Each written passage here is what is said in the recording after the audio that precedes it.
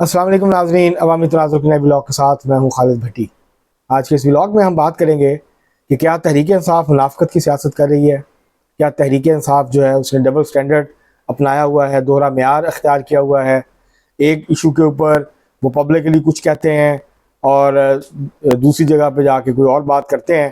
तो ये सारा मामला क्या है, इसके ऊपर आज के इस ब्लॉग में हम बात करेंगे। इससे पहले कि हम इस मौजू पे आगे बढ़ें, आपसे गुजारिश है कि अगर आपने हमारा चैनल अवामी तनाज़ुर अभी तक सब्सक्राइब नहीं किया, उसको सब्सक्राइब कर लें। आपको व्लॉग पसंद है उसको शेयर करें, लाइक करें और महज़ब अंदाज से अपनी राय का इजहार करें। बेल आइकन जरूर दबा दें, टल्ली जरूर खड़का दें।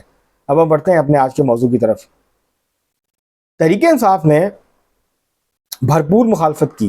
पहले तहरीक इंसाफ ने 26वीं आइनी तरमीम का जो मसवदा था, मौलाना फजल रहमान साहब से मिल के उसको तैयार किया, उसका ड्राफ्ट बनाया। मौलाना साहब के कहने पे हुकूमत ने, मुस्लिम लीग नून और पाकिस्तान पीपल्स पार्टी ने 2 से 3 जो बड़ी इसके अंदर शिकें थी उनको निकाल दिया और कुछ जो चीज़ें थी उनको चेंज कर दिया। मसला आइनी अदालत की जगह आइनी बेंच।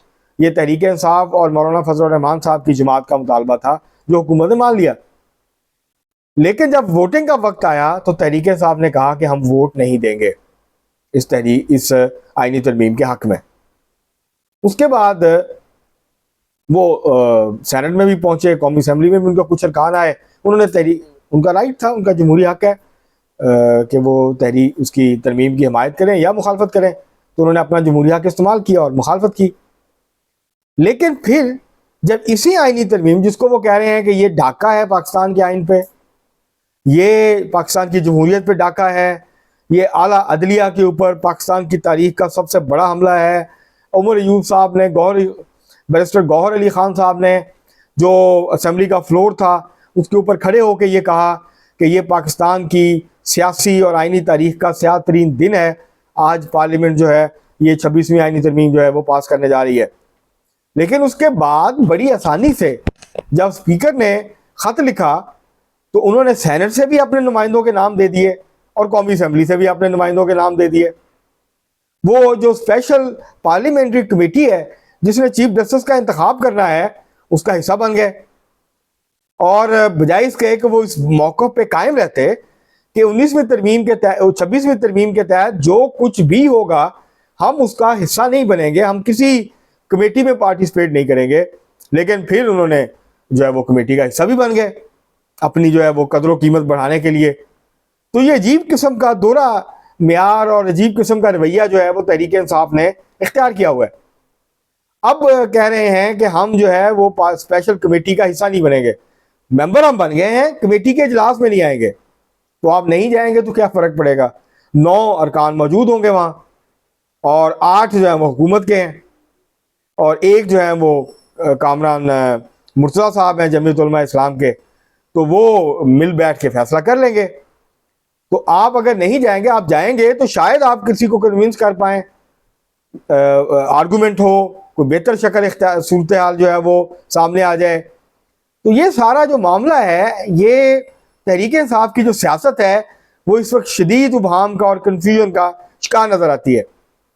कुछ लीडर जो है तहरीक इंसाफ के वो कोई फैसला करते हैं और उसके बाद जब उस पर इम्प्लीमेंटेशन का वक्त आता है तो फिर वो इधर उधर हो जाते हैं। इसी तरह कल सुप्रीम कोर्ट में बड़ी दिलचस्प सूरत हाल पैदा हुई जब काजी फायद ईसा साहब की क़यादत में 3 रुकनी बेंच, उनकी सरबराही में 3 रुकनी बेंच इंट्रा पार्टी इलेक्शन की जो नज़रसानी की दरख्वास्त इसकी समाअत कर रहा था। तो हामिद खान साहब जो हैं वो आर्गूमेंट कर रहे थे, बल्कि वो कह रहे थे मैं आर्गूमेंट नहीं करना चाहता, आप मुतासब जज हैं। आप काजी फायद ईसा को उन्होंने कहा मैं आर्गूमेंट नहीं करना चाहता। दरख्वास्त खारिज हो गई, वो होनी थी। तो अली जफ़र साहब खड़े हुए, सेनेटर अली जफ़र तहरीक साहब के। उन्होंने कहा कि जी 26वीं आइनी तरमीम पास हो गई है, अब आप ये केस नहीं सुन सकते, ये आइनी बेंच सुनेगा।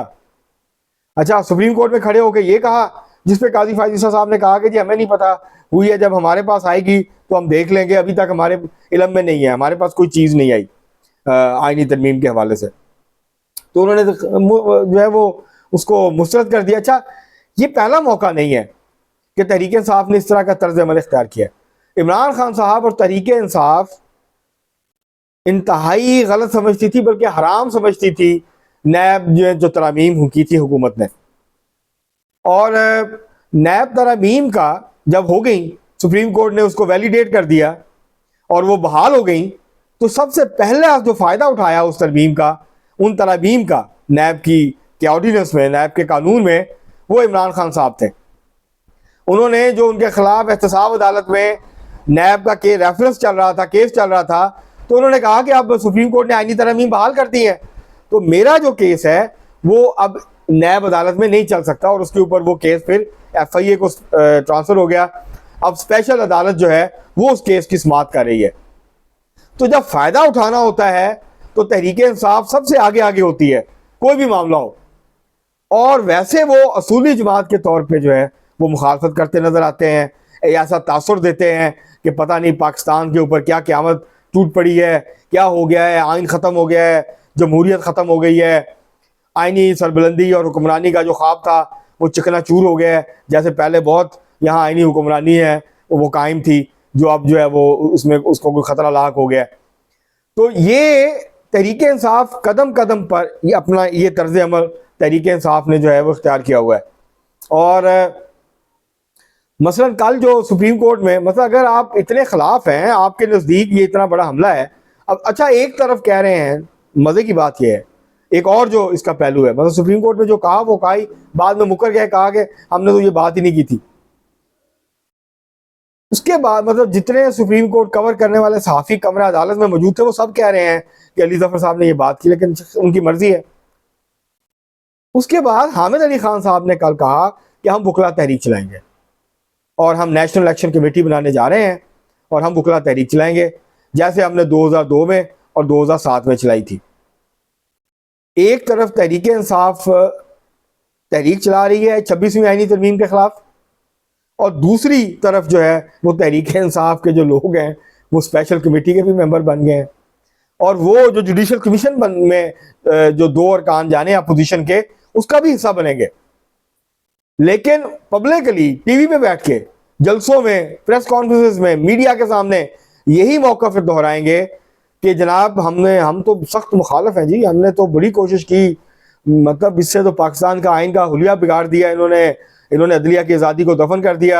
हमने 15 साल अदलिया की आज़ादी को भुगता है, हमने देखा है अदलिया की आज़ादी ने क्या किया है। अदलिया की आज़ादी ने अवाम के लिए सस्ते इंसाफ के कौन से दरवाजे खोले हैं, और हमने देखा है कि किस तरह अदलिया जो है वो इस्तेमाल हुई है सियासतदानों के खिलाफ। ये अलग बात है कि इसके क्या जो मतलूबा नताइज हैं वो हासिल होंगे नहीं होंगे, वो एक अलग बहस है। लेकिन तहरीक इंसाफ का ये जो मामला है कि जब बेनिफिट लेने की वक्त आएगा तो सबसे आगे, और वैसे हमने मुखालफत करनी है हर चीज़ की। इस हुकूमत को कहना है कि ये जो है वो 2 नंबर हुकूमत है, फॉर्म 47 की पैदावार हुकूमत है, ये जाली मैंडेट वाली हुकूमत है। लेकिन जब हमारा कोई मसला हो तो हमने इनसे बात भी करनी है, इनके साथ एंगेज भी करना है, इनके साथ बैठना भी है, मुसद्दे पे बात भी करनी है, लेकिन वोट नहीं देना। तो ये जो तहरीक इंसाफ की मुनाफिकाना सियासत है वो हर अहम मरहले पे जो है वो एक्सपोज होती है। लेकिन बहरहाल ये कमाल हासिल है तहरीक इंसाफ को।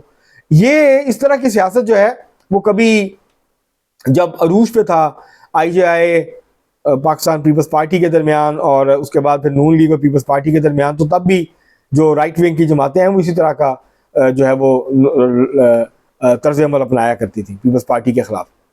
अपने वफादात के साथ इकट्ठी हो जाती थी, फिर एक दूसरे लड़ती भी रहती थी, और उनका होता था ये मुल्क दुश्मन है पीपल्स पार्टी, और जो है ये मुल्क दुश्मन पार्टी है, इसके साथ तो बात नहीं हो सकती। और फिर जब कोई ऐसा मरला आता था तो बात भी कर लेते थे बैठ के। तो यही तर्ज अमल इस वक्त जो है वो तहरीक इंसाफ ने एग्जैक्टली जो है वो इख्तियार किया हुआ है। अब देखते हैं कि क्या होता है।